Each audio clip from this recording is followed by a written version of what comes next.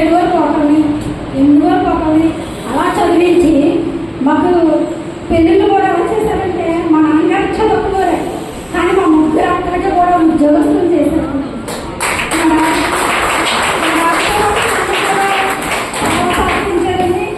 ఈరోజు ఒక రిక్షా వాళ్ళు కూర్చున్నాయి, నేను మున్సిపల్ ఆఫీస్లో కూర్చోబెట్టి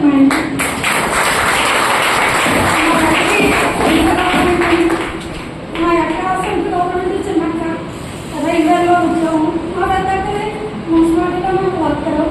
కానీ మా డాడీ ఇంటి కష్టాలు పడినా మేము ఇప్పుడు మా డాడీని చూసుకున్నాం. మా డాడీ మా దగ్గర లేరు, మేము బాగుండడం కూడా మా డాడీ మా దగ్గర లేరు.